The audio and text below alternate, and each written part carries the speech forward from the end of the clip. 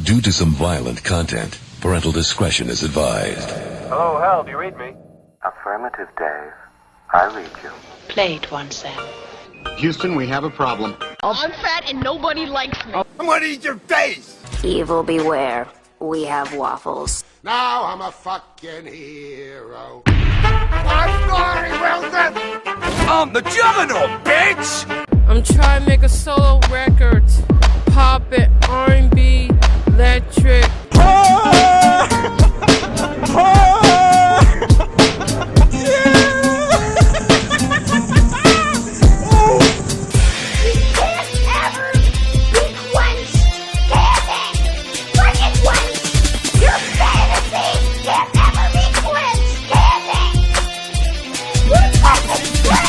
How this fucker whispers all these thunder sounds. You'll fly like crippled ostriches, I scare heads underground. What do you mean, junk? I think he means you're wacky. In fact, I'm harder to catch than hailing taxis with black peeps. Motherfuckers can't respond, like what can he say? After the podcast, he's all like, I don't want to be a guest anyway. In fact, I ain't shit, junk's a bitch, he ain't even rapping right. Damn right we're assholes, you pussies ain't even half as tight.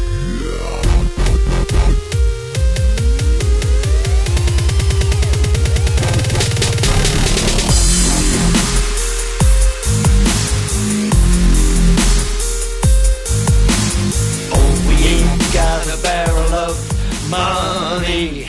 We may be ragged and funny, but we'll travel along, hit it and singing a song, side by side. I have a master's degree in this. This is my job. This is what I do. Is not believe contractors. As an architect, it is my job to disbelieve contractors because they're all lazy and they don't like doing their job. Jesus Christ. You think I'm kidding? No, I don't. That's why I'm thinking it's so fucking funny right now. I just love the way you said it. I have a master's degree. No, that's me joking around. It's the eternal struggle between architects and contractors. Yes. Yeah. God, that's so funny. I just did. Anyway, welcome to Podocalypse episode 147. Let's just start this bitch off right. Done. I'll find a way to cut that conversation into a part. All right. So obviously you probably haven't heard the last episode if you are just hearing this for the first time, or else they're being released at the same time because Omega Jeff is unfortunately still in the hospital. Please send him your love on Facebook. How are they gonna hear this if they're not getting it? God damn it. Send it to him anyway, afterwards. Say like, you were missed, dude. Yes. And don't just fucking put that, because then we'll have like, 7 people just putting that. And by 7 people, I mean the 3 people listening, and then you and me and our cats. Our cats are so smart now. They know how to type, right? Or stand on the keyboard. Oh, yeah. Oh, God. What is... I don't fucking get it. My cat doesn't do that. I'm very happy about that. I am too. My cat just like sits in front of the keyboard and lays down.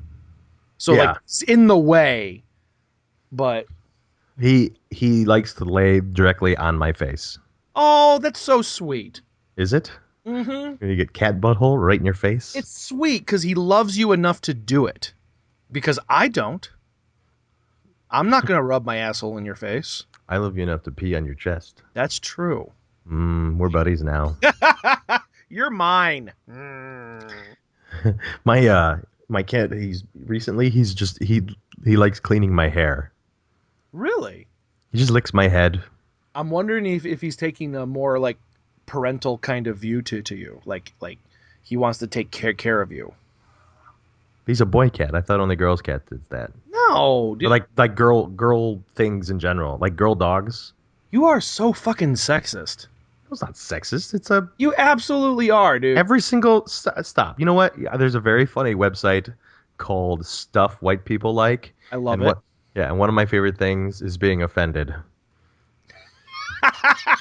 And film festivals. And architecture. And architecture. I saw that one too. Yeah. So we saw a shitload of movies this week. You just want to jump into that and rip that Band-Aid off? Yeah, let's do that. We do have lots of film stuff. You start one first, and then I'll do one, and we'll bounce back and forth like it's a conversation. Did you send me the list? Oh, son of a bitch. Then you start. All right. Hold on. Sending you the list now. There's the list. And also, we have questions this week, too. We do. Like 3 people wrote in. So, Really? yeah, I'm actually pretty psyched about it. Here's all what questions, too. If we don't want a 2-hour podcast again. Yeah, we got to kind of stay on target again this week. The first movie I watched this week was called It's a Disaster. I had no intention of watching this movie whatsoever. It was on Netflix. The producer put it on because David Cross was in it, and she knows I like David Cross.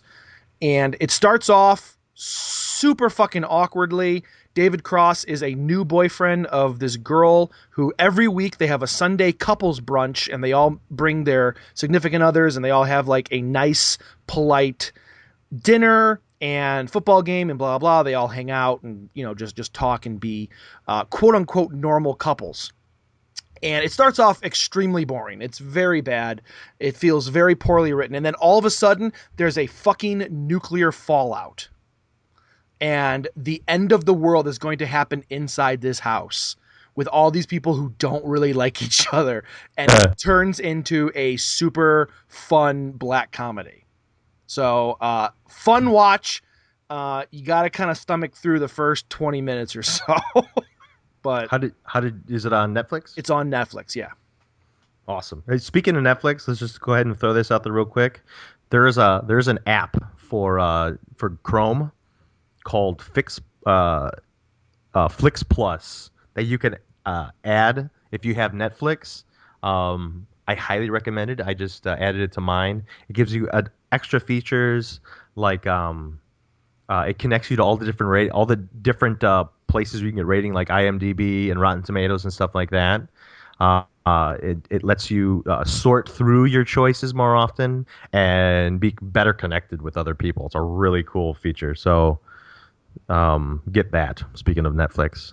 And it's through Chrome only. Yeah, but it's free. I highly recommend it. I've been using it for a few days now, and I really enjoy it. Yeah, I just installed it literally right before the show, so I haven't even had a chance to play with it yet.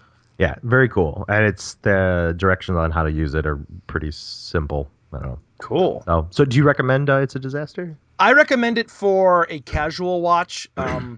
I've had quite a few friends recently email me about like I need a good film to watch. Like people have been in the mood for like good cinema.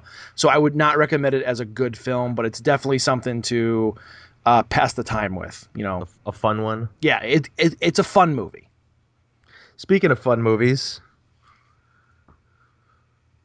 what else did you watch? Oh, I thought you were going to go into something. Oh, okay, we're gonna.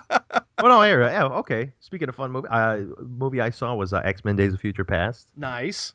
Really good. I remember you had rated this a while ago, and you said that Quicksilver stole the show. Yeah, he did. He did really good. I was kind of hoping that you'd see a young Quicksilver, old Quicksilver thing. Did not happen. At least some sort of reference to the young and old guy. Mm-hmm. I did think it was really the one line where he says, my dad could do that when he was talking about being able to move metal. Yes. Or my mom said my dad could do that, which, as we all know, he's actually his father. Right. So that was real clever. I really liked it. It was a pretty fun movie. I wonder what they're going to do for the third one. If it's going to be Apocalypse. Apocalypse, yeah. And they also said that is the end of the trilogy of the First Class series. Yeah, that's what I was going with that. Like, I wonder... It's getting good now. I hated the first 3 movies. Oh, no, I take that back. I liked the first one. Just 2 and 3 were horrible, especially 3. I thought 2 was far better than part 1. Yeah, I don't know. That whole series was real crummy to me. I didn't like it. 3 is forever bad. It was directed by Brett Ratner, and that's why they did that's why Bryan Singer came back to do Days of Future Past, because he wanted to rewrite his wrong by not doing part 3. So if you watch closely at the end of Days of Future Past, they rewrite everything right before part 3 happens. So part 3 it technically never happened in this timeline. Very cool. Yeah. It was a nice little nod to everybody being like, we know we fucked up. Sorry.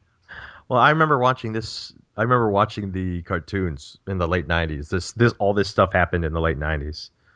But that's when cable comes back. Mm-hmm. And did you see Cable in this one? Yeah, but he doesn't come back. It's switched out because originally Logan was supposed to go through, and then he couldn't because he was too old or whatever. Right. And Cable went back instead. No, Kitty. Kitty went through. Kitty. Yeah, she was the original one who went into the past. No, Cable. Cable was. No, you're talking about the animated series, the Genesis storyline. The where Cable comes back to warn about the future. The Days of Future Past was when Kitty Pryde went back in time. Oh, okay. Then I have that mixed up. No, yeah, the Cable storyline happens later. Because Days of Future Past, I believe, happened in the late 80s. Cable came through in the mid-90s. Different storyline. Oh, okay.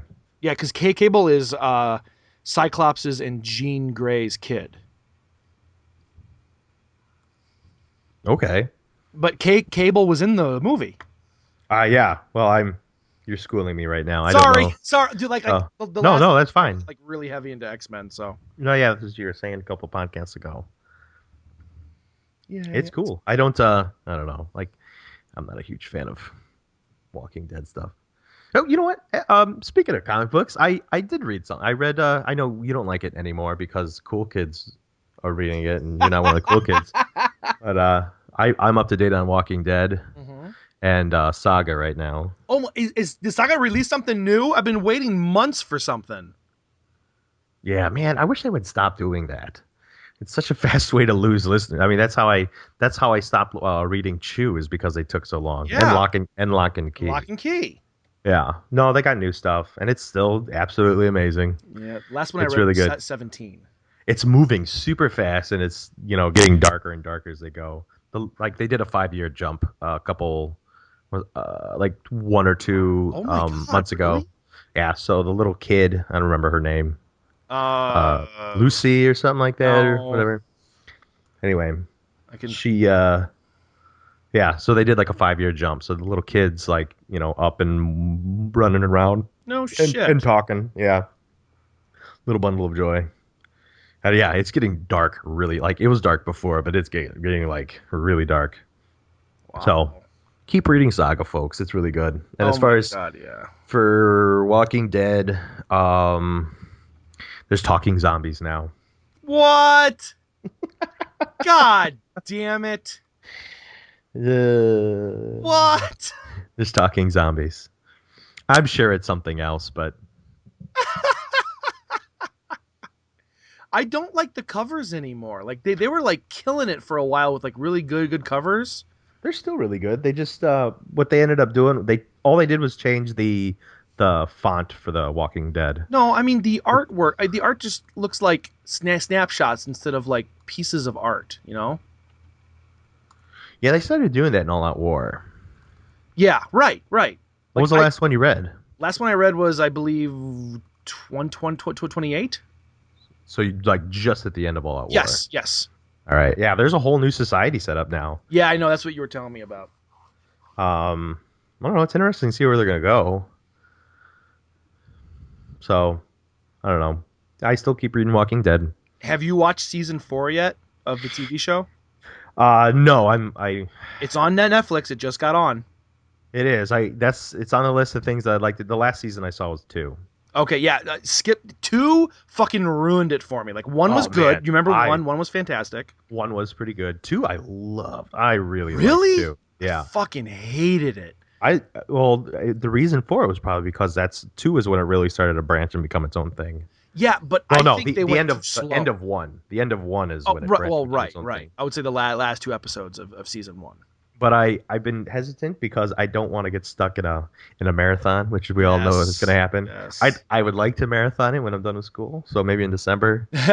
Walking zombies in December. 4 is very good though. Like I remember all the people I was in school with were going ape shit over to the governor, and this is like right when the height of Negan was going on, and I'm like, you guys have no idea. The governor in the show is not half as cool as the governor in the book. Governor Book was pretty sadistic. Right.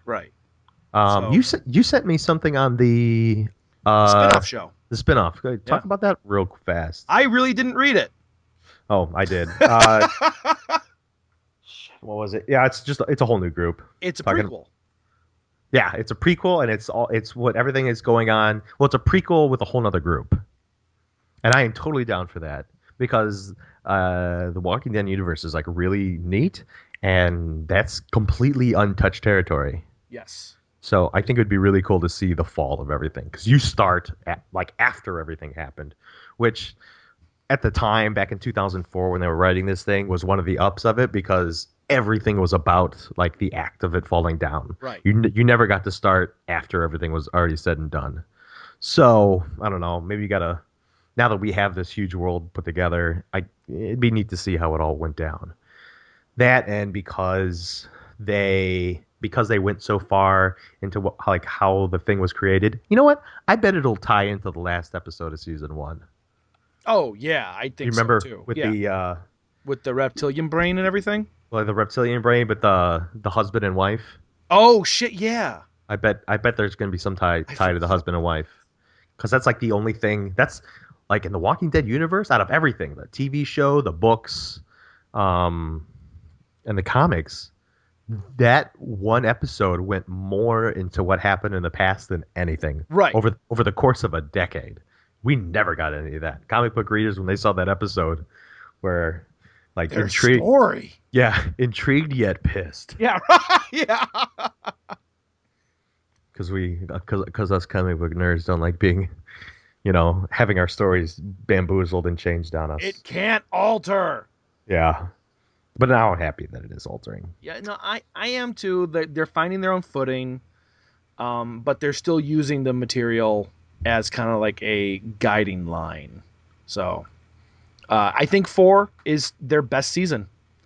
It absolutely hooked me into it. The characters were much more believable than in previous seasons. The kid, what's the kid's name? Charles? Xavier? What the fuck's the kid's name? The kid who gets his eye blasted out. Oh. Chuck. Vernon. What's his fucking name? Ernest. Yeah. He goes to Christmas. All right, he saves the world. All right. He saved Halloween, and he went to jail. Ernest was completely he was okay in the first season, and then season 2 I fucking hated him, and I hated everybody in season 3. That's when I gave up the show, and then 4 brought me back in, and I fucking loved it. It went off on side stories with the governor. It went off on a bunch of different awesome aspects, and then I cannot wait for season 5. So I'm really excited about it. My balls really itch right now. So I watched a movie I watched before. Okay. I was watching a TV show, and someone mentioned we should do a heist like in Ocean's 11. And I was like, dude, I haven't watched that movie in forever. I wonder if it still holds up. So I looked through my DVD library, picked it out, put in Ocean's 11 while I was working, and I was totally captivated with it by how intensely good it still is. And which one? 11? 11. Okay. So then I was like, fuck it. I really want to watch this part 12, part 2, Ocean's 12. Because I remember I saw it in the theater and I fucking hated it. But this was also during my very critical phase. So I watched it again and I fucking hated it. It was so goddamn bad. And everything about the one I liked in the first one, they did not do in the second one. The second one just felt like, well, we have to do a sequel. Let's just throw it together. Let's just make up the script as we're going along. It was the second one. The ending of the second one was a complete cop out. It right. made no sense. It was like finding out that the whole thing was a dream. It was a really bad ending. Essentially, none of it ever happened. Right. Was the ending. Exactly. It was dumb. So then I was like, fuck it. They made a third one. I have the third one. I might as well watch it. And I had never seen it before.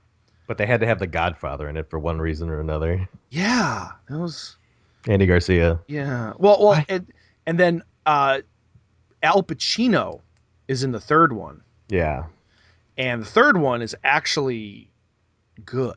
No, it's not. Ocean's 11 was the only good one. Hold on. Let me right. make my argument. Part 1, in all sense and terms, is a pretty flawless film. I love number 1. You have amazing direction, amazing script writing, stellar fucking acting. Yeah, the cast was what made that movie. And a great fucking story. Like everything pieced together perfectly. Part 2 was they were totally relying on star power and just missed the boat completely. Even the Bruce Willis scene was like, "Oh, Julia, hey, fuck you." Part 3, they kind of went back to story elements, and they made it more interesting, and they were more fallible, which I really liked. I liked when people fuck up. It shows their character more. So 3 kind of caught me off guard, but I think you have to watch part 2 first to enjoy part 3. Because I think if you were just to watch 1 and then 3, you'd be totally let down. Because part 2 is so goddamn bad, it leaves this awful asshole taste in your mouth that you have to have it wiped clean with part 3. Yeah. That's my official documentation. So 3 was only good because 2 was so bad. Yes. Okay. Yeah, 1 was the only good one. Yeah. Yes. All right. What else have you watched, sir? I watched Source Code. Have you seen Source Code? I have. Yes. Okay. There were all at the same time. There was a bunch of movies that all kind of, in my opinion, seemed like they were the same movie, and that was well, not the 2 movies was Source Code and Edge of Tomorrow, and there was another one that Tom Cruise was in. What was the one where like were there the text that gets sent to the planet? You know what I'm talking about? Don't know off the top of my head. Anyway, there was like 3 movies, and they all kind of seemed like they were really close together. And I did see Edge of Tomorrow, which I'll be talking about later. But I saw Source Code just because as soon as I was done watching Edge of Tomorrow, I was like, okay, now I want to watch this one. And this one has Jake Gyllenhaal in it. It's another one of these things where he has to repeat shit over and over again. Mm-hmm. And it was pretty good. I had no idea where it was going to be going. I like the fact that I was very confused for about a third of the movie, not having any idea what went on. I really like the ending. The ending confused the fuck out of me. I actually had to go online and type in like, what the hell? I needed explanation. So, I recommend Source Code. Very good movie. What did you think of it? I liked it much more than I thought I was going to. I thought I was going to hate it. I did as well. I thought it was acted phenomenally. Jake Gyllenhaal, in my opinion, can swing both ways. He can be either really good or really bad. What was he in that was bad? I don't think I've ever seen him in a bad movie. Not so much bad as in just utterly unbelievable. What was the movie where he played a spider? Like, that's the fucking... I'm sorry if I just ruined the whole movie for everybody. No, what movie is that? Oh, shit. What was that? Where, like, he finds out he has a clone, and he was in some B movies, so he tracks the guy down, and... No, I have no idea what this is. It was just utterly just shit-tastical. And then the ending happened, and the girl's a spider. And then that's the end of the movie. And it's just like the whole time I'm just like, what the fuck is going on?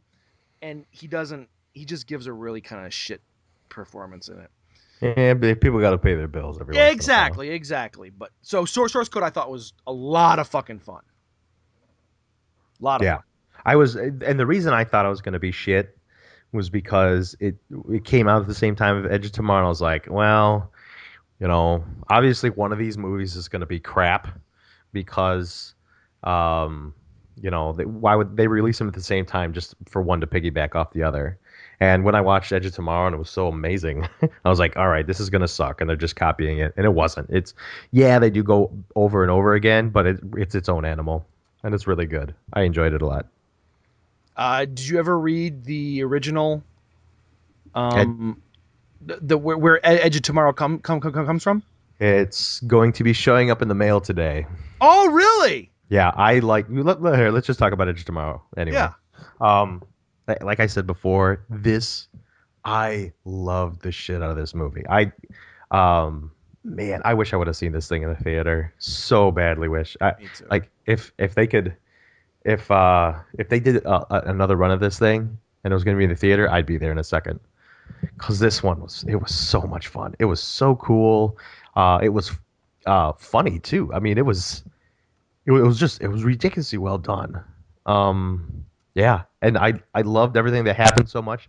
This is the third time in my life that I liked the movie so much that I watched it again immediately.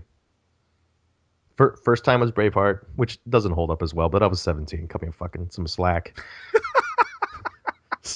Second movie was Inception, where I liked it so much. I actually saw Inception 4 times in a day because I watched it, and then a buddy came over, and then we watched it 2 times just so we could argue about it more. And then to prove all of our individual things, we watched it a 4th time. So that one was really good. And then Edge of Tomorrow, I liked so much. And as soon as it was done, I was like, I want to watch it over again just to see if I picked up on anything. So good. I really, really liked it.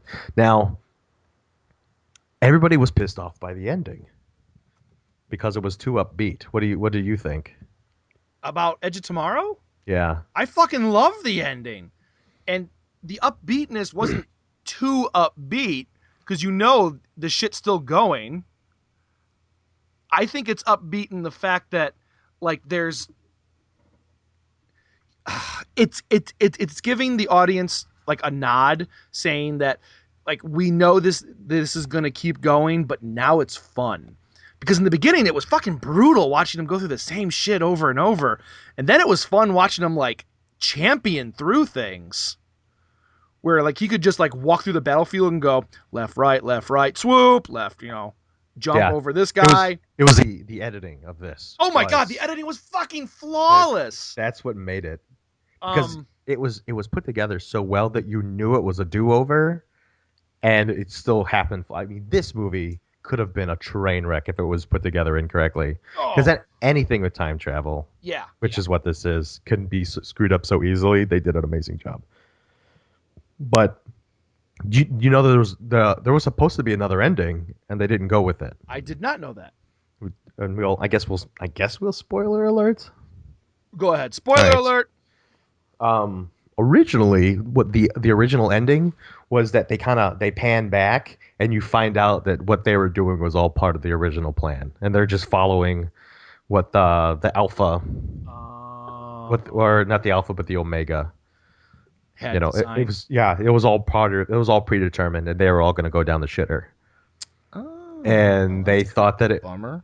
Yeah, and that's pretty much, they said so much shit would happen. They just, so many horrible things happen, especially at the end, man. At the end where it becomes a slaughter, like I said, spoiler alert. I was like, man, you hope that a good thing will happen, and it does, but it does so unrealistically. Like I don't know. I guess I would have been fine. Again, spoiler alert. I'd be fine if they both died at the end.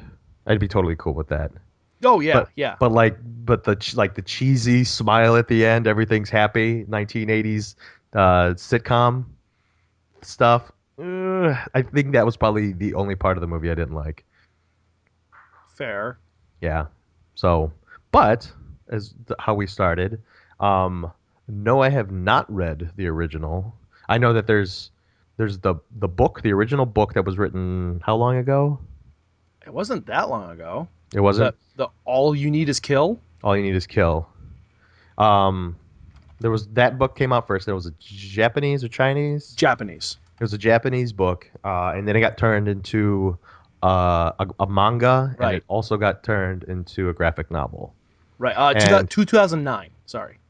Oh, it was really that new? Yeah. Wow, that happened fast. I was originally going to get the graphic novel, and then I read a lot of the previews, and people were pissed off about the graphic novel, so I said, fuck it, I'm just going to go to the original source and get the book. Oh, okay. Which one did you read? I have not read them yet, and that's why I was interested in you, because you're, gung-ho about the reading. Yeah, I'm not going to be able to read it probably until December. Right. But I liked it so much, and I got the book for like $7 on Amazon. That's a great deal. Yeah. If you're a college student for people listening, the Prime, Amazon Prime for students is only $35 a year. That's so awesome. And you save so much money on shipping. Dude, I had hundreds of dollars I've saved on shipping because I have Amazon Prime. So if you're a student, dude, it's $35 for a whole year. Do it. Anyway. So yeah, dude, Edge of Tomorrow, holy fuck, was that I'd watch it again. I would watch it tonight. Yeah, I could watch that over and over again. I am excited to read that book. It's been a long time since I can't wait to read a fiction book. So that's cool to hear you say. And it seems a lot of times I'll watch movies where I like them so much I immediately want to read the fiction. Like Godfather was that way, and there's a bunch of other things where you see the movie first and you're like, I need more. And that was this. So, speaking of I need more. Speaking of which, real quick note before you jump in, sorry, because otherwise I will forget this. I started reading Amazing Adventures of Cavalier and Clay again. Okay. It's going very, very slow. Yeah. Have you at least gotten to Brooklyn yet? Okay. So here's where I'm at. The beginning, these two little kids meet. And, they're like, hey, you have a job for your artistry. I'm like, okay, why does this little kid have a job? He's like, because they write him like he's 6 years old, maybe 8. Who, the one that lives in America or the yes, one? the one who lives in America. He's 16 and... Totally doesn't feel that way at all. So when they says you have a job, like it totally threw me for a fucking loop. And then his cousin comes in who feels like maybe 9 or 10. He's 18. So then when they start, and then they flash back to when he was in, what country is he in? Eastern Europe. Oh, okay. Like I remember they said the country. I just forgot. They do. Remember. But then like they flash back to that, and I'm thinking, how do they flash back? He's like 6 years old, and then like he's running the resistance shit, trying to get the golem out. I did not fucking capture Dude, I told the mentality you. of it. It was my brother gave me the book and I read the beginning part and I set it down for a really long time. Right. And he said, just get through it, that beginning part, because it all makes sense. Don't worry. Okay, so they're teenagers. Yeah, they're teenagers. Okay. That's the biggest problem I had with the whole thing is the whole time I'm like, why is this little kid talk like this? I could not fucking picture it in my head. It was so hard. Yeah, well, you're not very good at reading because they tell you that. They don't tell you that he's 18 years old. They do. Really? Yeah. I'd like to see that exact thing because it said the young man walks through the door and this little kid was in. He didn't say little kid, but like the way he's talking feels like a really little kid. Like he's all grumpy that his cousin has to be there. I'm like, dude, like only a little kid's like that. And then he starts smoking, and I'm like, that little kid smoking. So I also watched another movie about smoking. Yeah. Okay, what is it? No, there's no smoking in it. But it's called A Walk Through the Tombstones. Have you ever heard of it? I have not. I have not either. It just showed up at my doorstep. Okay. I have friends who send me movies. They know I collect DVDs, so they send me screeners. Like, they're in the industry and they don't want them, so they just send them to me. So okay. I watched a movie called A Walk Through the Tombstone starring Liam Neeson. It's a murder mystery whodunit revenge film. Totally captivating and totally on board. It's a good morality story. Liam Neeson plays a disgraced cop who had to quit being a cop, who becomes a private eye, and he's hired by this drug dealer who had his wife kidnapped and murdered and chopped up after the drug dealer paid the ransom. So it's finding out who these murderers are and then, bringing them to some kind of a justice. So it's Punisher with Liam Neeson. Kinda. Okay. But it's much less action. And that sounds horrible. So I mean, it's kind of captivating. It's phenomenal acting, dude. Phenomenal. Like when you finally see the killers, you're like, those guys aren't killers. They're just too, string beanie and gangly. And then you start to, spend time with them and you're like, oh shit, these guys are fucking sadistic as hell. So like, it's very believable until the very fucking end when they decided not to shoot on location and put a fake 3D window on the like, dude, this is the last fucking shot of the movie. Eesh. It's so the whole thing's completely believable. Everything is gritty. Everything's shot on location. It looks real until the last fucking shot when our hero comes home. Spoiler alert. And there's a window on the background that doesn't match the movement of the camera movement, and it completely throws you out of the scene. And you're like, what the fuck is this? Like, it's such a small, stupid little thing, but it took both me and the producer out. Like, we both saw it at the same time. And we're like, this is a fucking movie. This is like, you should get lost in the story. You should never know, like, this is a movie. You should get lost in it and like feel with them and blah, blah. And that just took you completely out of it before the very last part. And it's just, I didn't care anymore. It was such a low blow that the whole movie was like A+, A+, A+, A+, F-. So it ruined the whole movie. It like, if I could have turned it off right there, and it would have been an 80s movie with like, hey, the last thing just happened and boom, the fist up in the air, and there's no story afterwards. I would have been fine with that over this fucking stupid 3G bullshit. Your reviews are always wonky to me. Like, anything could happen. I am Wonka. Yeah, like it's pretty much like anything that involves food with you. It's like, this is the most amazing thing I have ever, except for the bread was kind of dry and it ruined everything. It is. It should be cohesive. You went on a tangent. No, it wasn't a tangent. You explained how everything was really good. It worked really well. The acting was great. But this thing happened for a fraction of a second. Yeah. And it ruined the whole movie. Yeah, well, that's the thing. The whole movie? Yeah, okay. All of it. Like I said, if I would have been able to turn it off before that. Like, have you ever seen High Tension? It's a French slasher film. No. Really fucking good until the fucking ending.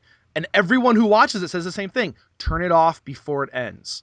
Because it'll be a really good film, but the end literally ruins the movie because it like makes these giant fucking plot holes that make everything that happened before it completely useless. I guess that makes it's like turning off AI a half hour before it's over. There you go. Okay, that makes sense. And it's a stupid little thing. AI is a much bigger deal because that's actually plot. This is fucking background bullshit. I don't fucking care if it was a black window with nothing outside. Don't show me anything. That's fine. But they fucked it up by making it unbelievable. And that took me out of the story and made me go, oh my God, the whole story wasn't real. You should hunt the director down and punch him in the face until your knuckles hit pavement. He should be ashamed of himself and you should end his bloodline. Speaking of knuckles hitting pavement and bloodlines, what'd you think of Snowpiercer?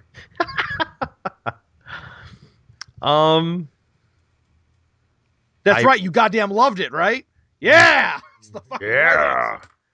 I watched it, and to be honest with you, the first time through, I did not like it.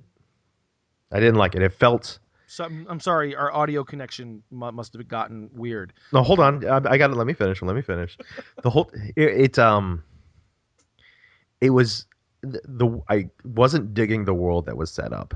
And the whole time I kept thinking, why wasn't this movie done by who's the French director that did Luc Besson. Yeah, the whole time I was watching that, I was like, this would be so much better if Luc is it Luc? How do you say his name? Luc Besson. That doesn't sound right. Besson. It's the guy who did Leon, the guy who did Fifth Element. No, that's not who I'm talking about. I said the guy that did City of Men, the guy that did the Fourth Aliens, the guy that did Knickknacks. Micmacs. That guy. Jean-Luc Yes, him. Jean-Luc Genet. Yes, that's the guy. The whole time I was watching this movie, that's what just kept ringing in my head. Really? I was like, this is a great story that's ruined by the director and the cinematographer. Okay, no, wow. hold on. And and it kept nagging at me. It's a Japanese director that ended up doing this. Korean. And the whole time I was like, man, I'm not jiving with the background and the story. And there's on YouTube, there's an awesome guy that does reviews on multiple things. And he has one of his channels is where he does art house film. Right. And one of his reviews that he one of the reviews that he did was on Snowpiercer, and I've been putting it off for weeks until I could watch this. I saw Snowpiercer on I rented it on Amazon. If you guys want to watch it, and as soon as the whole thing was over, and I was like, man, this isn't really jiving. It was pretty good. It was good, but like mentally, I said, if it was done by this director, it would have been better, and that's what kept banging around in my head. So I finally said, all right. And by the way, I don't know if I said it. His name's NerdWriter1. Okay. Go to his YouTube page. It's awesome. And I went to go see his review of it, and this guy does an analysis of it that made me immediately change my mind. Interesting. Immediately, because he does an absolutely perfect analysis of the way. Because I mean, you can tell like how the train works. It's like, okay, the back of the train is the poverty class, and the whole way through, and like that's some of the more surface analysis, the really easy stuff. But he goes down to the way the lighting works and the way that certain cast members look out of the window and everything. And he does a breakdown of it. And I said, oh my God, this movie's awesome. So after seeing that, I absolutely love the movie. That's fucking awesome. I just subscribed to his channel. Yeah. And I have his Understanding Art House Snowpiercer video up right now. So after the show, I'm going to watch it. Yeah, watch it. It is awesome. Hey, matter of fact, all of his movies are awesome. I'm subscribed to him, and I'm very eager to get his videos. I'm jealous of his writing ability and his candor when he speaks. It's like, damn it, this guy makes me feel stupid. just a heads up, the director of Snowpiercer, his name is Joon Ho Bong, and he also did The Host. Yes, which was the South Korean film that kind of exploded the South Korean cinema scene. Yeah, until it was ruined by an American cut of it. Yeah, the American cut makes no fucking sense. I don't understand why when they bring over a foreign film, they have to re-edit it. Like Tam Young-gung, which came over as the Protector. Yeah. They re-edited the whole thing. Or Volcano High, which is one of my favorite tongue-in-cheek action films. They re-edited that, and like it made zero fucking sense. And then they had like all these rap stars do the voices, and like Snoop Dogg just did not make sense. I don't fucking get it. Just fucking release the movie as is. Yeah, that sounds stupid. I hate fucking people. Just give me subtitles, and I'm happy. I mean, even a good dub will go a long way. Just don't fuck with the story. I mean, it's insulting. It is insulting. I'm getting angry. I'm getting angry, fat guy. What else makes you angry? What else makes me angry? Why I waited so long to watch 22 Jump Street. Now, you hated the first one. I fucking hated it. I thought it was... Dude, when I watched that, I had not laughed in a long time. The way that they put the first one together made me laugh so hard that I farted. I absolutely need to go back and rewatch it. Okay. Because 22 Jump Street is the funniest film I've seen in fucking years. Dude, it's just like Black Dynamite. Yes, Or yes. It's like Black Dynamite. It's like Land of the Lost, where it has nothing to do. It's a satire of the thing that it's doing. They're so hilarious. This one, have you seen part 2, 22 Jump Street? I have not, but I'm surprised that you didn't get that the first when they had Johnny Depp at the end of the first one, and you How did you not get it was a satire when No, you saw that? I knew it was a satire, but I thought they were playing to the lowest common denominator with most of their jokes. No, that was very clever. I So, love that. Anyway, talk about 22 Okay, Jump Street. 22 Jump Street takes off exactly where, part 1 leaves off. They're detectives, but now they have to go back to college. Is Korean Jesus still in it? Just say No, they made a huge reference to it. It's like, fuck Korean Jesus, we got Vietnamese Jesus. Ice Cube has the funniest scene in the entire movie when he flips out at a buffet. Dude, I was fucking in stitches the entire time, and like most of their jokes, like they were trying to make jokes about, didn't hit home. It was the side shit where it was like obviously they were playing off of an 80s stereotype, or they kept referencing like, we have to do the same thing again, otherwise it won't work. Like, no, we gotta go better this time. We have to do cooler shit. And like they made all these awesome little nuances to the budget of the film where it's like, how do we not have budget in our organization to, catch the bad guys? It's because you guys had that awesome car chase at the beginning of this. Like all the budget went to that. We had to like pay off all the fucking city officials to look the other way and blah, blah. They break the fourth wall? Oh, they break the fourth wall constantly. Really? Through the whole fucking thing. And I was just fucking rolling. Like, I mean, they don't turn to the camera and look like that, but it's very subtle, awesome little moments that are like the guy jumps out of a helicopter at the end. And without saying anything about it, he just screams something cool. He just says something cool? He says something cool. That's like saying catchphrase. Hey, exactly. So as soon as he said that, I was like, oh my God, the director said, dude, just jump out and say something cool.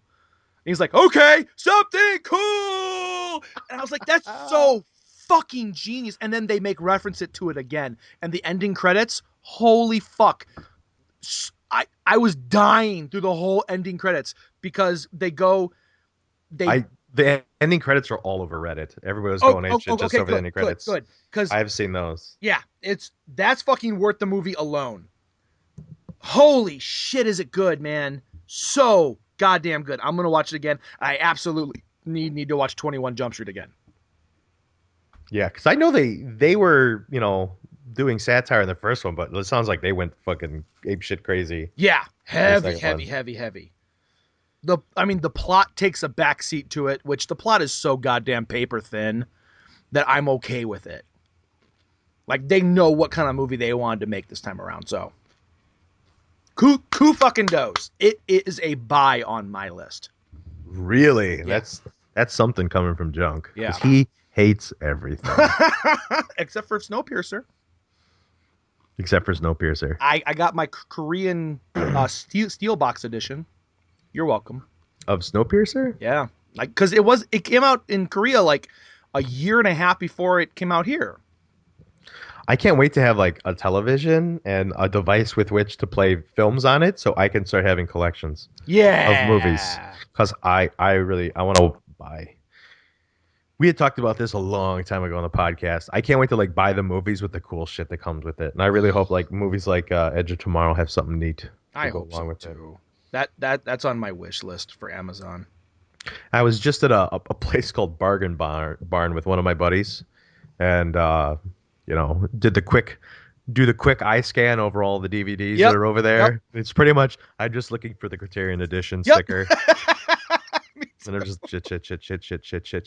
Yep, this is all crap. Oh, Criterion. Oh, it's Wes Anderson. Yeah. I look for anything in another language or the Criterion Edition sticker. Mm-hmm. Other than that, it's all crap. Or like, there are some great rare editions of films, which actually I'll get to in a little bit because there's a lot of fucking movie news that came out this week. But let me talk about 2 movies really quick, and then we will jump ahead. No, you have one more movie to talk about. I do. I almost prematurely jumped ahead of you there. Speaking about my sex life when I have one, I watched a movie called Premature. I was looking through a lot of the trailers of some of the movies that I want to watch, and it was right after I saw Edge of Tomorrow. I saw this movie Premature is pretty much It's Groundhog Day, whereas Edge of Tomorrow is Groundhog Day meets War. This is Groundhog Day meets American Pie, I guess. Perfect. Yeah. Where it's a kid who has to relive a day over and over again, where when he prematurely ejaculates, he has to do a do-over. And it was a pretty fun movie. Nothing spectacular, but it was just, I don't know. I went on a huge binge of time travel movies: Source Code, Edge of Tomorrow, and Premature. Yeah, you did. I didn't even put those together. It's fun to, I don't know. It's a fun movie. Not too bad, not too good, but not a buy, but definitely worth one watch. Mm-hmm. So, what did you think of it? I thought it was a lot of fun. I'm gonna go in the same cart that you were. I'm not gonna buy it, but I'm really glad I saw it because I thought it was funny. The kid grasps onto the concept of time travel way too quickly. Yeah, he gets it his first day on the rerun. Like Bill Murray took him a few fucking days. 10,000 years for him. Yeah, right. But like it took him like a week before he understood what was going on, and then he started trying to awe off himself and shit. The kid got it on his first fucking day back. So that was the only part that I didn't like about it. Everything else I really enjoyed. What else have you seen, sir? I saw a movie called Lucy. Okay. Have you heard about this? I have. I really wanted to see it, and I saw there was a lot of people pissed off about the premise.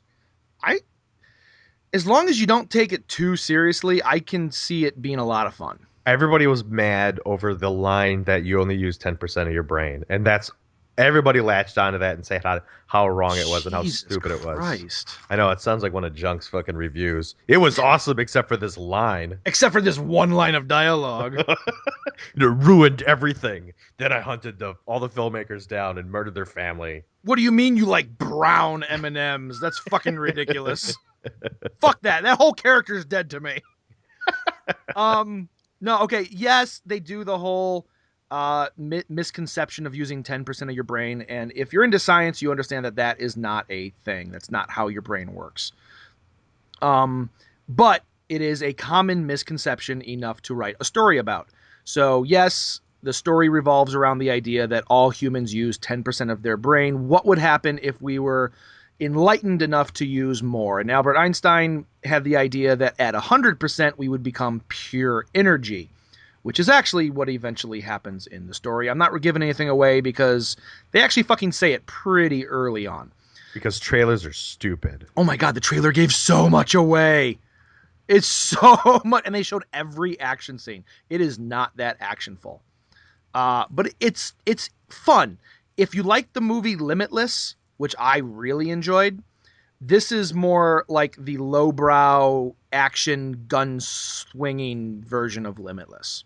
Is what's the name of the Scarlett Johansson? Yes. The only reason I want to watch this is because I think she's a really good actress. Yeah, which is kind of ironic because she doesn't really act in this. She plays Scarlett Johansson. So No. She plays a girl with a really nice ass. She her first 20 minutes, she's really good. She plays this dumb ditzy girl who just is in the wrong place at the wrong time. And from then on, she's completely emotionless. Now, so is she a bad guy or a good guy, or is that part of the story? I think she's the good guy, but I can see how it can be traveled both ways. Okay, because that was confusing. But then again, I don't know. Trailers are stupid. Yeah. I think it was a hell of a lot of fun. I'm not going to watch it again. It made me want to watch Limitless again, though, which I really enjoy. The other movie I watched was a post-apocalyptic film called The Colony, and it's the only film ever to be shot at a abandoned NORAD station. So that's got it going for it, right? Yeah, that's kind of cool. That's about it. That's it, huh?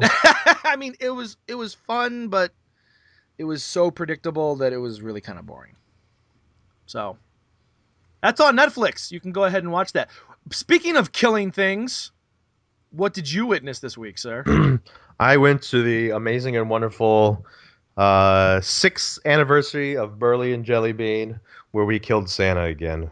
Oh. Now, this was last year was being drawn and quartered. This year, they went back to their roots, and they ended up doing a. They filled a. Well, the original way that Santa Claus was killed was they ended up getting a Santa Claus, putting him inside of and this was all during their wedding reception, which I think is cool. Listen up, boys and girls. They ended up filling a canoe full of gasoline and shooting Roman candles at it until it exploded. Aww. Now, they wanted to go back to their roots and do that. And the way it ended up working out was, I just went over there to go and drink. And Burley was just like, they had written a script before where the way he wanted it to go was they're going to kill Santa, but he gets loose. And they wanted radio chatter of like the story going on behind the scenes as they're trying to kill him. Okay. And I was like 12 beers in when Dr. Awesome and I were ended up. He asked us to rewrite the script. Oh my god! So we rewrote the script because he wanted to sound more military-like, and what he had was like more police-like. Okay. So we ended up rewriting the scripts. I think it was okay. And we try not to make it overly complicated. Originally, I was like, because he wanted me to just like throw some creative, or like pretty much, he's like, okay, just be creative and do something else. I'm like, my first go through involved me having my shirt off with a chainsaw and a black hood over my head. Okay. And then we reeled in it a little bit. No more of that. Because you got to remember, as you and I know, when you and I had done something for him before, by the time we do this, everybody's pretty good and drunk, and you have to make it drunk people proof. Yeah. Yeah. Well, I mean, we the one year that we did it, we ended up killing Santa at 2 a.m.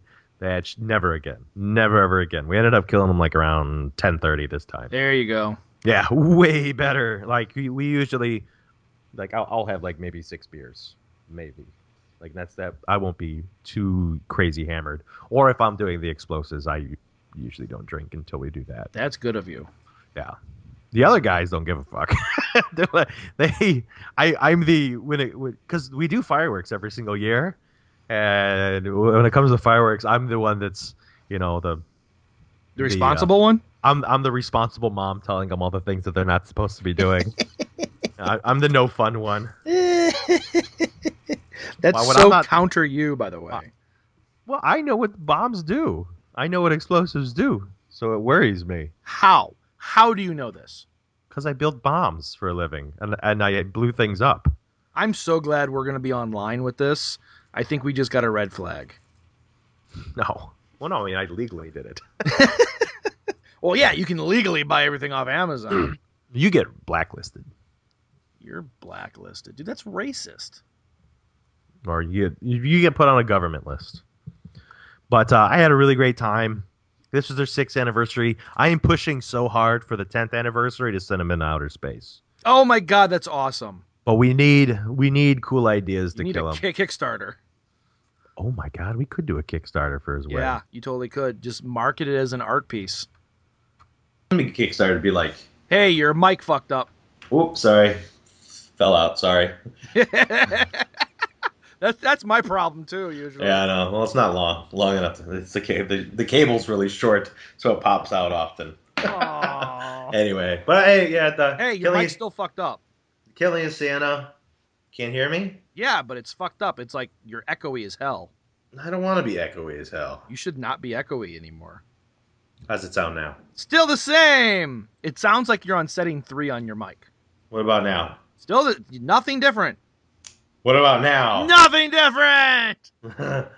What's going on? Ladies and gentlemen, the wonders of Am I still recording? Good. That would be embarrassing if that shit just stopped. Yeah, because then we'd have to re-record all this shit again. Yeah, fuck that noise. Again. Yeah, do you remember doing those? Those are always my favorite episodes, where it's like, okay, we gotta bring that much energy and that much passion to everything we just talked about. No! And blame it on the Mayans. Blame the Mayans. Your mic is still fucked up. All right, hold on.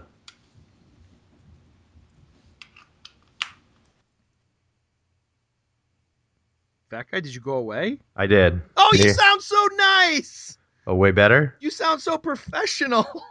I'm so professional. Oh my God, you sound so close. Speaking of, okay. Anyway, I want to hear some news. Give me some insane amount of movie news. I'm gonna give you some insane movie news, and we're gonna save the first one on that list for the last because it's the biggest one. Okay. Ready? Netflix owns the right and is making a Crouching Tiger, Hidden Dragon Part 2. I read that, and it sounds stupid. Absolutely it does. And just as soon, I also heard that Adam Sandler has a deal with Netflix. Adam Sandler has a 4 fucking picture deal. You know what? I read this a couple days ago, and I was just like, for fucking why would you ever want to do that? Because his films are the biggest grossing films on DVD. Yeah, but dude, he's completely admitted that he does not give a shit about the movie. He only writes them so he can go on a free vacation. Yeah. He flat out said that. Well, dude, he does not give a fuck about That's you. That's awesome. No, he's not. He's a cocksucker. I hate him. Fuck Adam Sandler. I think he's fucking awesome just because I always said if someone was honest about what they do, I will stand behind them. If a politician says, I'm stealing your fucking money to do this, this, and this, it sucks, but they're going to steal my money anyway. I might as well have the guy who's honest about it do it. But why are you spending your money on this? I don't spend my money on Adam Sandler films. I think his movies fucking suck. Yeah. Yeah, they do. Netflix is smart for doing this because he has like some of the top grossing DVD films, DVDs rentals. Yeah, we'll piss on him. Agreed. Next, the new Pixar movie. Have you seen the trailer for this? I've been paying attention to the what's the inflatable one? Oh, Big Hero 6. That's not Pixar. That's Disney. Oh, okay. That's based off of a Marvel comic book. That one looks really good, and I can tell you already, people are going to cry at the end. I see it. This is an inflatable Iron Giant. Well, and then he's not even the main character. He's a side character among the other 5 heroes. In the Marvel comic book? In the fucking story itself. They're just marketing the hell out of it that way. Really? Yeah. Oh, well, I want to watch it anyway. Yeah, me too. So the next Pixar film is called Inside Out. And they just released the trailer for it last week. Okay. I'm super stoked about it because it proves to me that with all the Pixar sequels they've been doing, they are still doing unique and interesting storylines. I think I saw the trailer for this. Give me a premise here. It is what happens inside of your head. Where all the emotions. Yes, all the emotions, they clash together. And this is how you get your emotions out of your mind. This was a TV show in the 1990s. And it was fucking terrible. Yes, it was. But I watched every episode. Was it like something Doug? Inside Doug's mind or some shit like that? Yeah. It was something like that. Yeah. And it was really bad. So this one looks a little more lighthearted and entertaining. I love how the trailer ends with Sadness walks onto the screen, looks at the camera, shakes her head, and walks off. Yeah. So Sadness is going to be the character that the people that like Eeyore are going to like Sadness. Absolutely. I don't get the people that like Eeyore. I don't either. I like manic depressives because they want to kill themselves just like I do. Carlton Cruz, one of the producers of the TV show Lost, says going back to the island is inevitable. He says if he's not going to be a part of it, someone else will. Eventually, the TV show will be made, and he is up for doing it. Not a remake, but another story. Because the people who were there for the show Lost were obviously not the only people who have ever been on the island. Said there are tons more stories involved, and he is ready to do more. So we get to see Hurley as the guy in charge? There's a possibility. I would watch the fuck out of that. So, keeping our fingers crossed it doesn't suck. Also, something we didn't talk about last week, but we should have, the Deadpool movie has been greenlit. I did read that. Who's the fucking director? The director is not a graphic designer, but a visual effects guy. And he's worked on all the other X-Men films. So at least he has some kind of a attachment to it. Ryan Reynolds is not officially attached yet, but he is He is eyeballing it and trying to move his schedule around just to make sure. Tim Miller is the director of the film.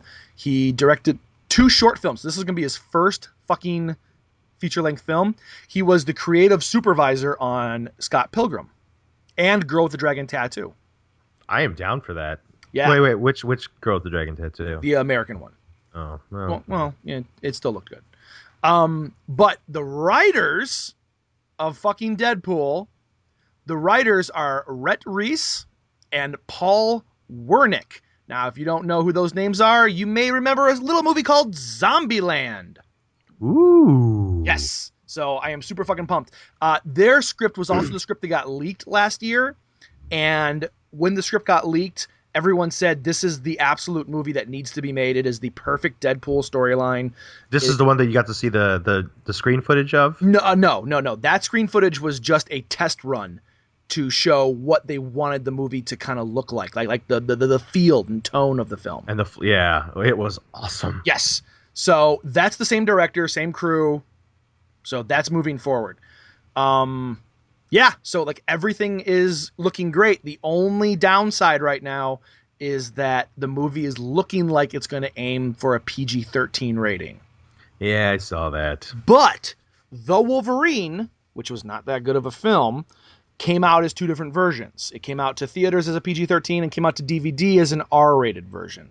Did it really? So there is hope that they're gonna do something like that. And I understand it's Marvel. You kind of have to hone toward that audience. But the problem with that is that most of Marvel fans are fucking above the age. That's true. I one part of that thing that I read that you didn't explain, it was they're going to be tacking him to the X-Men universe. Yes. And not the CMU. Yes. Yeah. So I wonder how that's going to play out. They already said they've written it and explained how it all works. Well, they kind of already had him. Well, right, and that's what I'm saying, is they're not negating those stories. Okay. But they're also kind of go past that because they fucking ruined it so much in the Wolverine Origins film. Oh, God, was that bad. Ugh. So the big fucking news, and this is so fucking big, I really have to express, if you are a Star Wars fan and give a shit about Star Wars 7 at all, fast forward. Because this is huge fucking news. So huge, in fact, that most of the movie pages that I read for my news will not, they refuse to post this news because it's so big and such a big probability of it happening in episode 7. Okay. Fat guy, do you want to hear it? Alert. I do. Okay. So huge fucking Podocalypse spoiler alert. How long is it going to take to tell people? I'm going to guess probably about a minute because that's how long you and I are going to talk about it. Okay. All right. You ready for this? Sure. All right. Fast forward, people. Okay. You're all gone. If you're still with us, damn you be. So they're looking at the bad guy for episode 7. Please let him be blue. Is going to be Luke.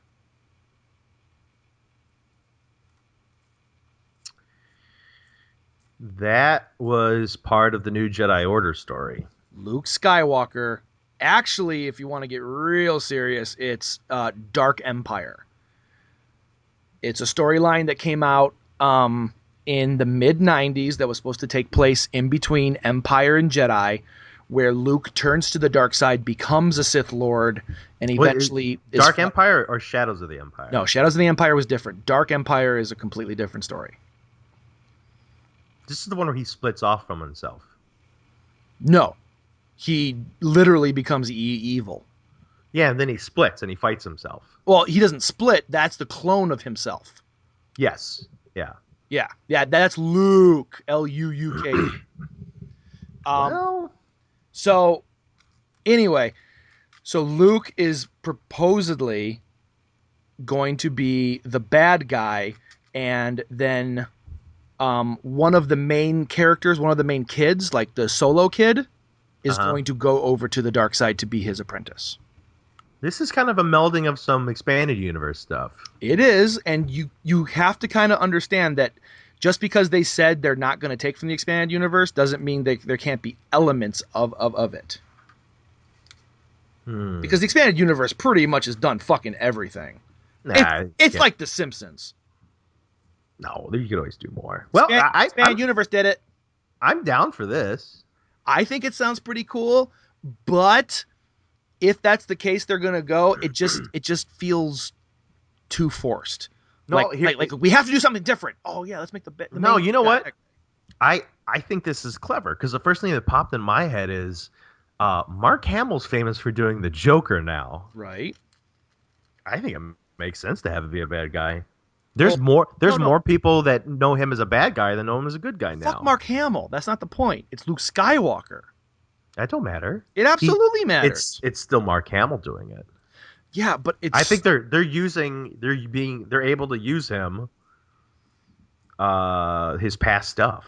I think that's a horrible idea to integrate that into a key fucking film series. I want to know what his voice is going to sound like. Like this.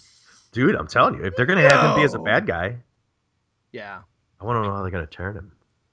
But so everyone's saying that one conception art with the steel skull mask, that's really him underneath it. Oh, everybody keeps saying that it's the silver stormtrooper. Yes. Well, I mean, there's a chrome stormtrooper as well, but there's an image that got released with like red eyes and a skull mask. Oh, I didn't see that. And like a hood holding a lightsaber. Everyone's saying that like that's the bad guy. It's obviously the bad guy, but now we know who's underneath the mask. So. Huge fucking spoiler alert. Or we can say like what we've been saying for the past several podcasts. This is all manned by J.J. Abrams, who loves putting out false shit. Exactly. Thank you. I wanted to go there next. So if it is, I'd be fine with that though. I think this is a win-win. I am totally down for him being a bad guy. Okay. Cool. Okay. Cool. No. I'm glad you and I have differences of opinions in this. Yeah, it makes for interesting conversation. Well, what do you have against him being a bad guy? I just think it doesn't feel right for the story unless they do the Dark Empire story where he does fall to the dark side, but eventually comes back because of Leia. Leia's the one who kind of like forces him back over. And that could still happen. And it could. So if they're going to be anything. Or anything, yes. But I think he has to come back because he is too pivotal to the overall arcing storyline to be a bad guy. There's only one reason. Honestly, there's only one reason why and I'm a huge Star Wars fan. No. One reason why I even give a shit about any of this, and it's because I wholeheartedly believe in the abilities of J.J. Abrams. God, isn't that a fucking scary mentality when you actually think about it? That this dude is so fucking good that we're giving him full right to fuck with everything we love. But he's good at it. Fucking A, he is. He's an honest-to-God fan, and he's very clever. Hey, did you know J.J. Abrams did not direct Cabin in the Woods? I feel really stupid about that. Did he write it? Yeah, he wrote it.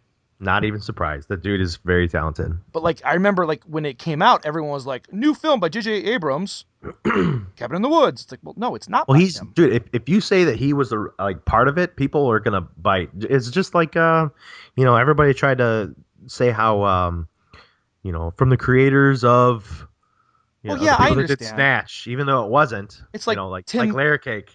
Or Tim Burton. Right. Or Tim Burton with like Nightmare Before Christmas. No. Guy Ritchie, yeah. He fucking produced it. If you just tack his name on there, he has behind the scenes guy has enough star power. I just feel so stupid that I didn't know that. I have more. I am more down to say that somebody's attached to one of the behind the scene guys. I am like an actor. I'm like, God, yeah, me too. And Tom Cruise, and it's like, whatever. Okay, he's done a bunch of stuff. And that's why I think fucking Edge of Tomorrow didn't work, because everyone's sick of Tom Cruise. I do think that's a big thing. Everybody is sick of Tom Cruise, but he did a great job, so I'm not mad. He really did. Speaking of being sick of shit, let's talk about Cardocalypse. Okay. So this week I totally posted on the Facebook PODOCALYPSE page that if you emailed me for the free episode before it goes on the air of episode 146, you would get an episode. So all you had to do was email me before 6 o'clock on that one day, and you got the episode emailed to you. We had 3 people write in, and 2 people actually wrote there to the email, and 1 person actually just wrote into the Facebook. So, but we're counting them anyway. So what you didn't know is this was a contest-free giveaway, and there are prizes. So Cinematic 9, you have won a free copy of the special edition of Cardocalypse. It is being mailed out to you shortly, probably next week. And for Professor Retardo GED and Staz So Close to Being Splash Baby the Box Dude, you have both won a free second edition of the booster set, The Newer Testament. Yay! Thank you for listening when we post shit. Yeah, I know. It's down to. You guys should write in more. So, speaking of writing in, let's move on to some fucking emails. This has been movie heavy. This has. So, Omega Jeff writes in, what is the smallest amount of square footage you could live in and still be comfortable? Example, I live in a 585 square foot apartment, and that is plenty of room for me. Wow. That's small, dude. It's not that small. Oh. I am really into tiny houses. They happen to be big right now. I believe you actually saw a documentary on tiny houses not that long ago, didn't you? It was really good, actually. Yeah. I've seen houses that are about 300 square foot that people can comfortably live in. And I've seen things as small as 100 square foot that are comfortable to live in. 100 square foot is 10 foot by 10 foot, by the way. Oh my God. So, I mean, it's possible. A lot of these tiny houses, well, you either have tiny houses and they'll be out in the middle of nowhere because getting land to build tiny houses is very difficult because there's a lot of issues with zoning that don't allow people to do that. And the other thing is people that live in condos, like really tiny condos, or like those weird spaces where somebody will like buy the land in an alleyway between 2 buildings, and they'll have like weird houses like that, or like a very elongated 5 foot wide by like 30 feet long house. You know, stuff like that happens sometimes. Man, I mean, what's the smallest amount of square footage? Honestly, I don't think square footage has anything to do with it. I think it's all about how it's been designed out. So I could live in a really small space if it's well designed, to be honest with you. That's interesting. Yeah. If you want to really, and I had one of my professors tell me, he's like, if you're really, really interested in small houses, look at nautical architecture. Oh, that makes a lot of sense. Because nautical architecture is all about, having a very small place, but everything is compartmentalized. Okay. And ridiculously efficient, where like stuff literally folds out. Everything has sometimes 2, 3, 4 purposes all within one space. So if you can do that, shit. I mean, you can live in a 10 foot by 10 foot space. Literally, you have the function of that space change depending on what you pull out of. A lot of like a huge thing they'll do is they'll have like one wall that can flip around and change and everything to change the use of the space. Like, pull down a bed, all of a sudden you got a bedroom. That flip back up and have another thing, or switch something around. Sink is on the other side. Stuff like that. So it's all how it's designed. I don't think it's really the square footage. You can go really small. What about you? I don't like small spaces. I've watched those documentaries about the people who can do those really tiny houses or the houses in between alleyways and shit like that. And I couldn't do it. I like space. I like non-clutter.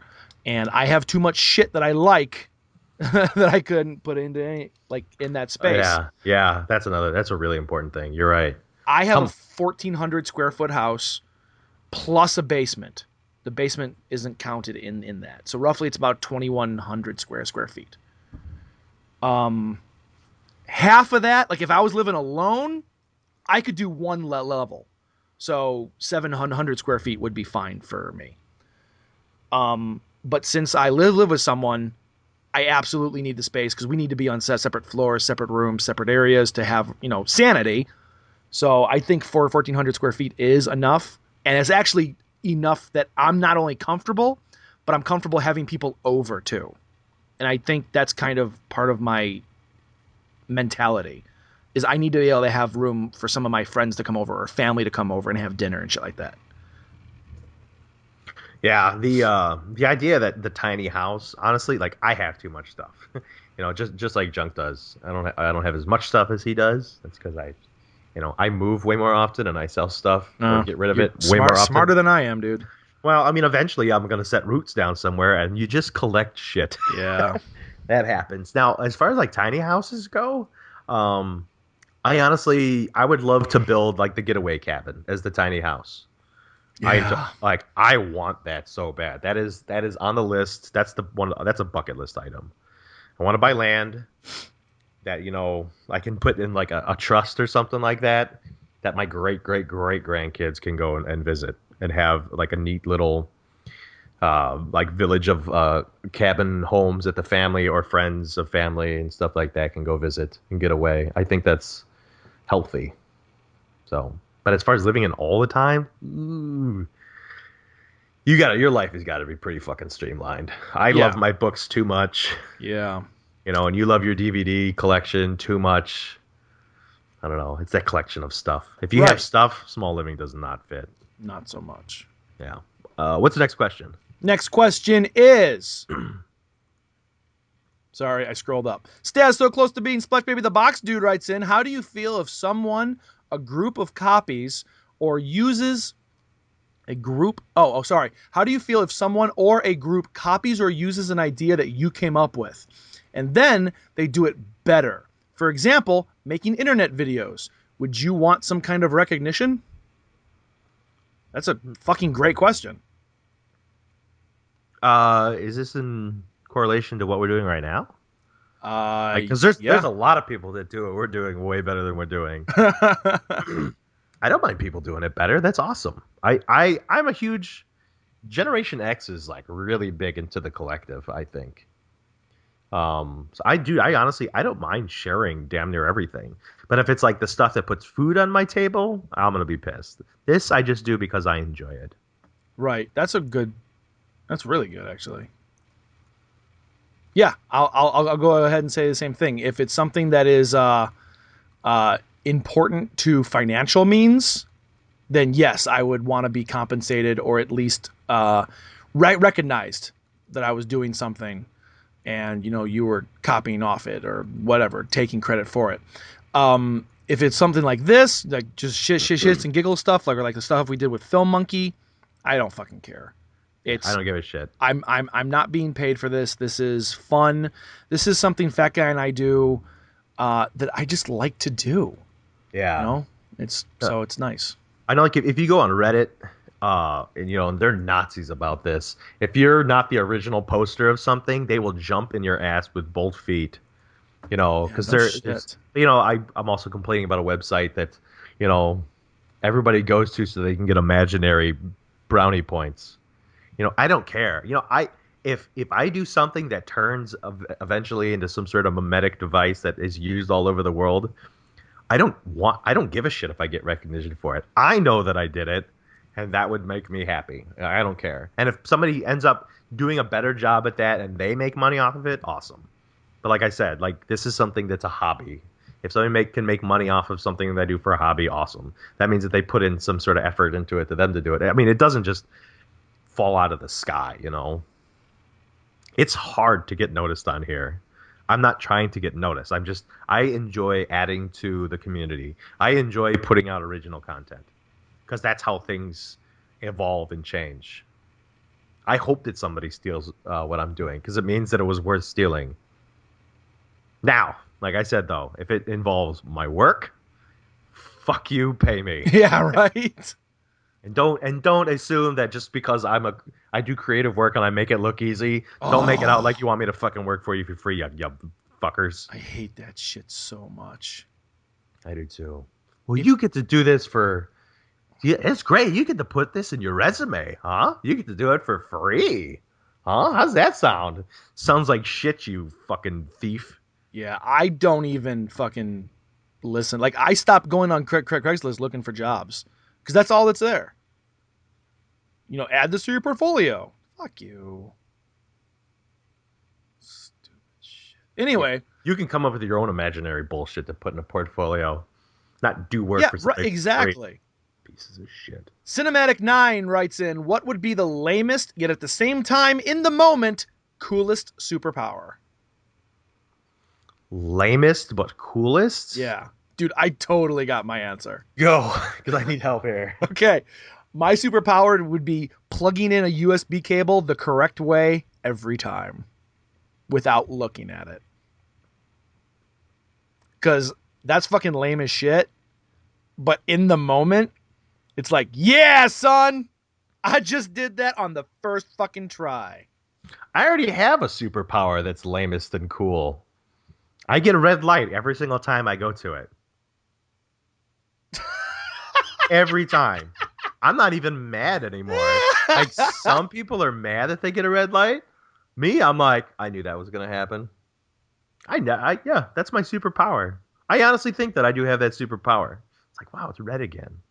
Something's happening. I feel like I can, stop crime. I'd be like, stop! And then I'll be like, oh, he's next to my car. Don't worry, it'll turn red.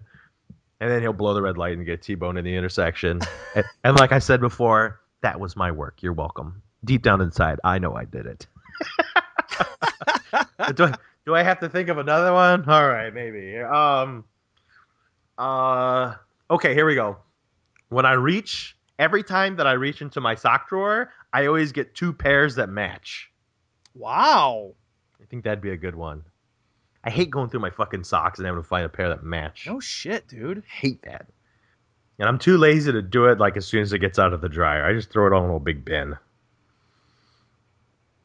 You know how there's weird, if you know you're going to somebody's house and they're like, people that are clean and nice and they take your shoes off at their house, i.e. you.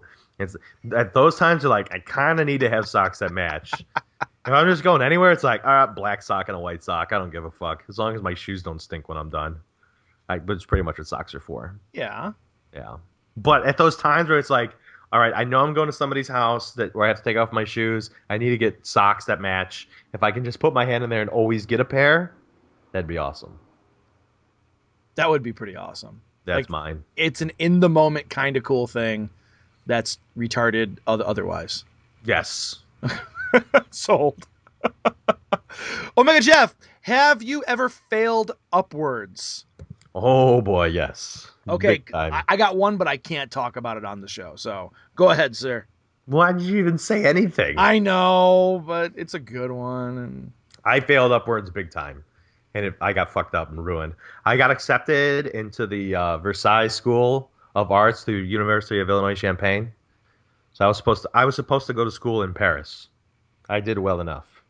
The problem with that is I got accepted into a school that involved me needing $5,000 more out of pocket when I didn't have it. And because of that, I couldn't go to school. I achieved to the point that I just needed to have the money, and the money wasn't there. I ended up literally I had done so well and boxed myself into a position that involved me not being able to do it because of money. And it put me back a decade. Because getting back into school after you've been out for a while, you get blacklisted. Yeah. It's very hard. I got into from 2006 to 2010, I got denied from every single school that I applied to. So how I went from yes, you can go into one of the more prestigious programs in America to you're not allowed in anywhere. So yeah, failed up big time. I reached my wings melted and I fell to the ground.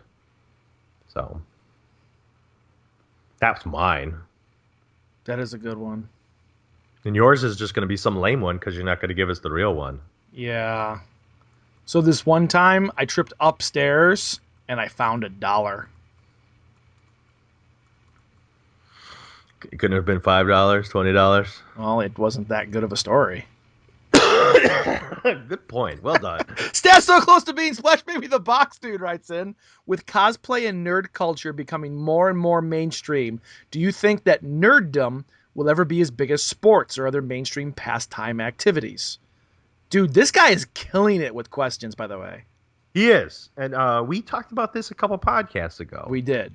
In China, professional video gaming, yeah. Professional video game players are as big as their World Cup team. They brought in the professional video game players to pump up their World Cup players. That's how big they are there.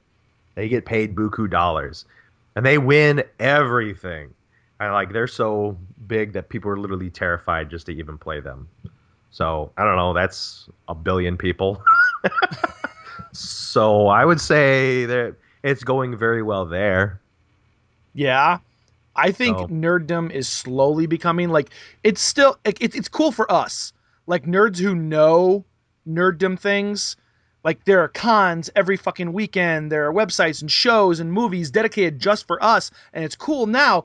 But I still don't think it's hella mainstream yet. So I think eventually it could be. But I mean, video games are still bought by the beer smuggling idiots, and they still think they're the ones who are good at playing shit, or they're the ones who love Marvel. They have no fucking idea what Marvel is besides what's on the fucking movies they go to see. There's it's the people that are just a little bit older than us that still hold on to that. Yes. So it's a dying culture. I want to say 40, 45 years old and up still think that being a nerd is stupid, and these are the guys that are still, uber machismo stuff. And I'll give an example. I love Bill Burr. I think he's hilarious. I listen to his Monday morning podcast all the time.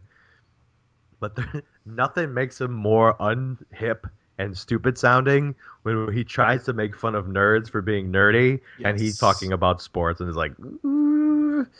It's the exact same thing. It is. Being uber into sports is dude, you're into something nerdy, man. Right. This is acceptable. It's just what the beer guzzlers dig. Not that I'm a beer guzzler, but I like Star Wars. So, I don't know. But will it be huge in America? I think, yeah, it will. But here we go. Let's lay this down.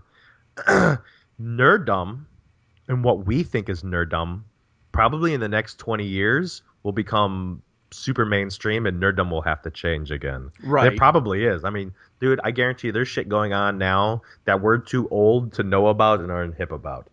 Guaranteed. There's shit going on that I have no idea, that I'm totally weirded out by, but people are super into it. Probably, like people that actually hack into things. Right. Not the, what the coding. Movie, yeah, like actual coding and actually doing things. That's the real nerdy stuff that's going on right now. Or the people that are actually building shit by hand, actually doing, the guys that built those quadcopters. Remember, dude, quadcopters are 5 years old? Right. You know how fast they switched over? Like the real engineers that are building stuff, real coding. That's stuff that's so wacky technology-wise and on the fringe of things. Those are the actual nerds. When I look at them, I'm like, Jesus Christ, this is like magnets. How do they fucking work? I know. How do they work? It's got to be magic or something. So I think what is nerdy is changing. That's a really good point. So probably 10, 15, maybe 20 years, you're going to start seeing nerddom in main culture, to the degree that sports are. But by then, it won't be considered nerddom anymore. It'll just be considered the norm.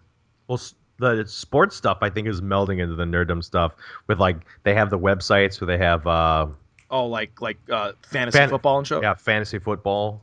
Whole websites dedicated to that. Well, now I want to say they say that it's based off of a 20 years or so are the turnovers. So 1980s was the end of is when they say that the Generation X changed over. So 80s to now, or no, 80s to 2000 was the millennial thing, and there was a change over there, and then from 2000 to 2020.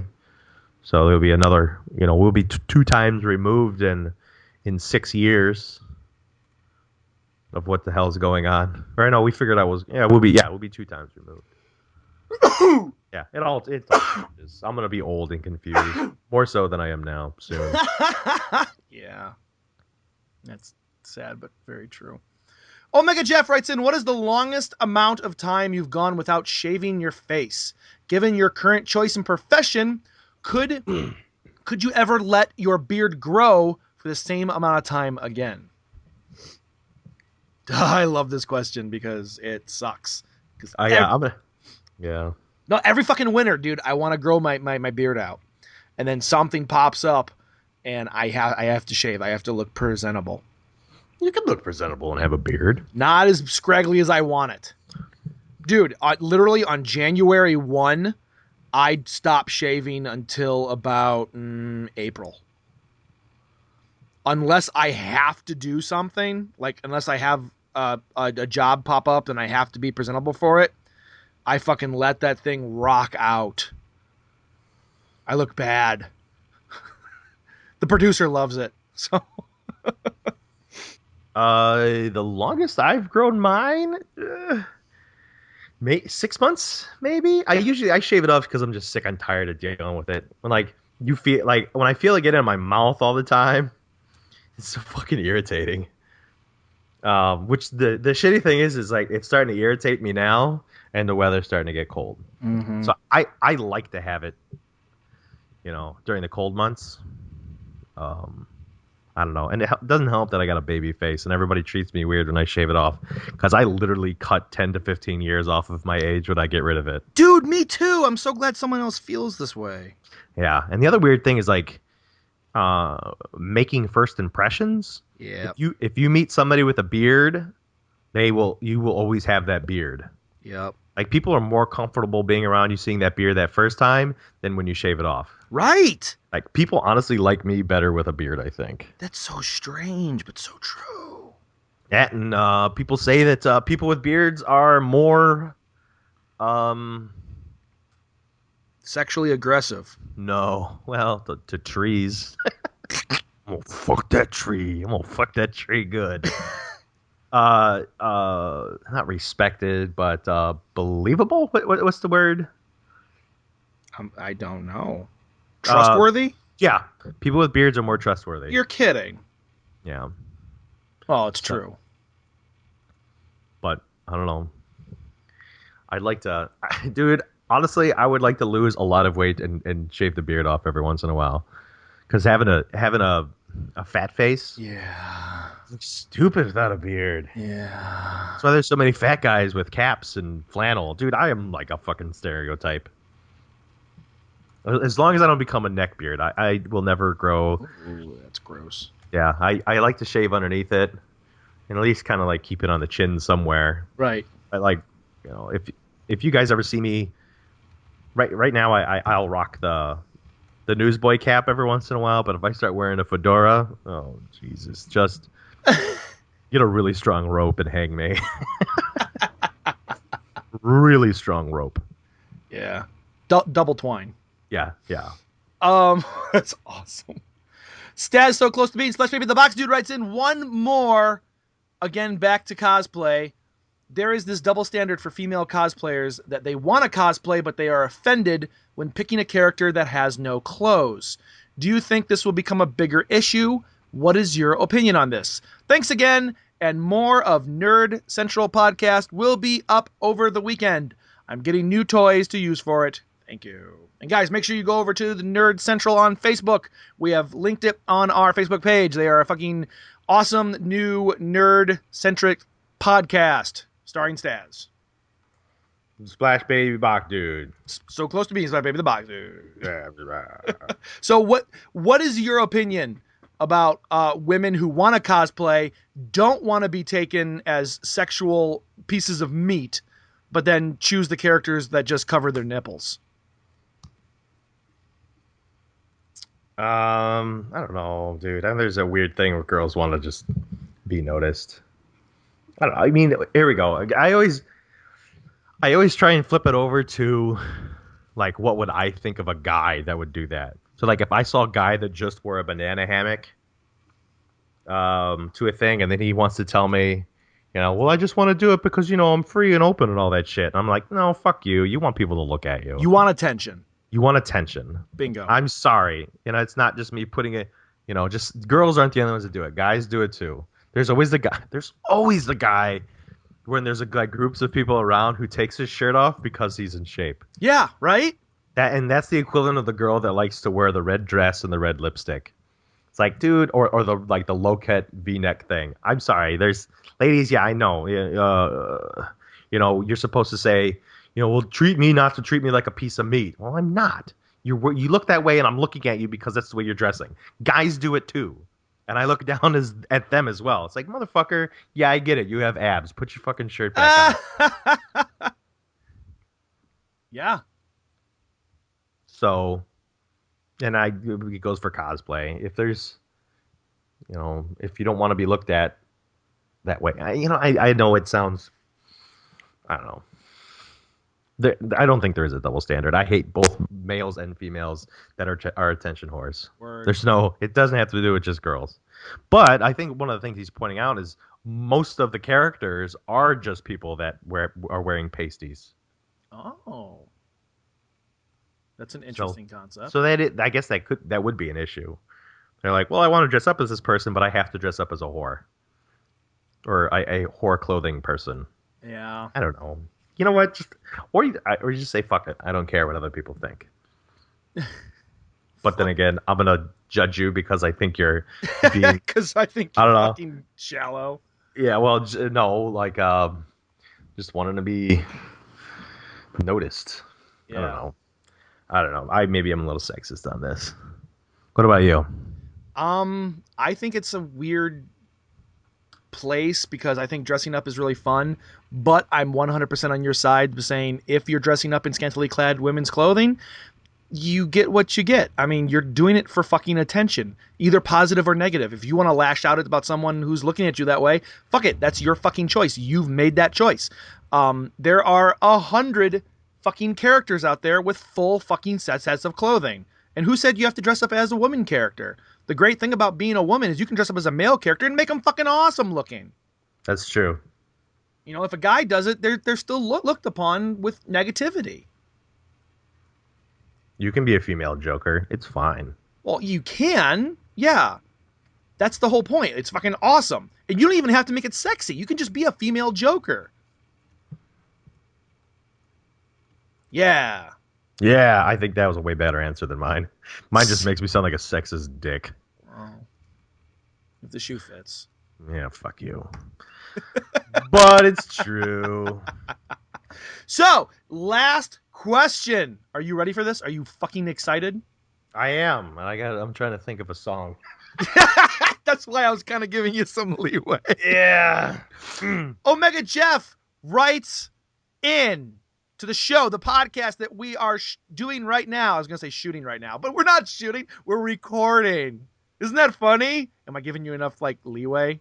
All right. Well, he wrote in a question. He wrote in an email. And you guys can write in an email too. Send it to podocalypse@gmail.com. If you don't know how to spell Podocalypse, why are you listening to this in the first place? Or how are you listening to it? Because obviously you're either on the Facebook, on the webpage, or on iTunes, and it's spelled right there. So send it into podocalypse@gmail.com, and we will read, answer, and make fun of your questions on the next show. Isn't that fun? Isn't that the whole reason we do this? Omega Jeff writes in, what are some, not just one. He's not saying you just have to pick one of these. And I'm totally giving Fat Guy a little bit more time here. What are some of your current favorite addictions? Now I'm going to go first. Good. We've been talking about this for fucking months now, but one of my current addictions is stories where characters are trapped inside of a game. And we see this in Sword Art Online. We see this in D6. No, wait, what's it called? Creatures in Caverns. We see this in a bunch of other stories, hack or dot hack /hack. Jesus Christ. /hack. And in a bunch of other cool stories, but I'm not getting enough of them. I want more of them. You know, and it's not like The Last Starfighter. The Last Starfighter is about a guy who plays a video game and is recruited by the Starfleet Armada to go fight in the Galaxy Wars, which is not the Star Wars. You know, that's two different things, fat guy. I'm just going ahead and say this. It's two different things. You've done an excellent job of describing addiction, and I've been listening intently the entire time. That's good. That's good. I'm glad we have this kind of a communication ping pong match. Speaking of ping pong, I love ping pong. Are you addicted to ping pong? We are totally addicted to ping pong, but not as much as other things in life. Like if we had troughs and troughs of what? What is the best addiction for someone on Podocalypse to have? Well, currently I'm addicted to alcohol in ways that cripple my life, but I'm also addicted to a wonderful thing called bacon. It all started out as a simple morning meal. Was cooking it up to give myself a thrill. It made me feel warm as it entered my body. I'd kick it in gear with a potent hot toddy. It gave me my pick. It made my mind right.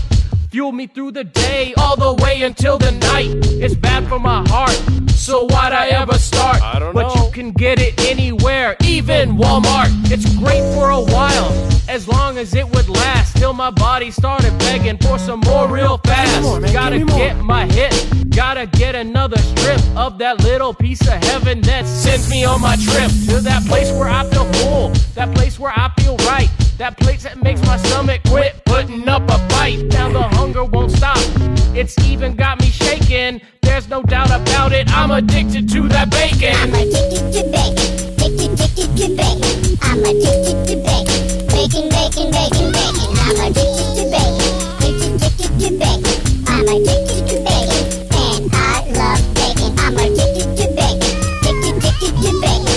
I'm addicted to bacon, bacon, bacon, bacon, bacon. I'm addicted to bacon, addicted to bacon.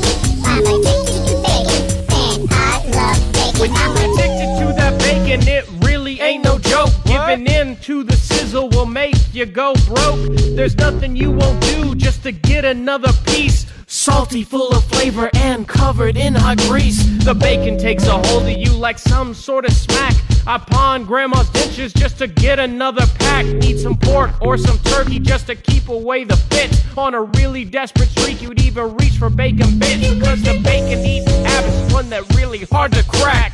When I'm really down, bacon's always got my back. Once you start, you'll need it more than just early in the morning. I consider it my job to give sufficient warning. Call me Bacon Ham Lincoln, cause I set myself free from the shackles that the bacon had a hold on me. Before you let the bacon get a hold of you, who am I kidding? My love for bacon's true. Bacon in my sandwich, bacon on my bread, bacon in my salad, bacon in my head, bacon in my burgers, bacon in my bed. I'll be making bacon till the day I'm dead. Bacon in my sandwich, bacon on my bread, bacon in my salad, bacon in my head, bacon in my burgers, bacon in my bed. I'll be making bacon till the day I'm dead. I'm addicted to bacon, addicted to bacon. I'm addicted to bacon, bacon, bacon, bacon, bacon. I'm addicted to bacon, addicted to bacon. I'm addicted to bacon, and I love bacon. Who you calling a hoe? Hey, no. I'm sorry, ma'am. I wasn't actually calling you a hoe. No, I know you didn't. It's, I was just, I was trying to do the... You doing what? No. I'm not... I'm back to bacon. I'm sorry.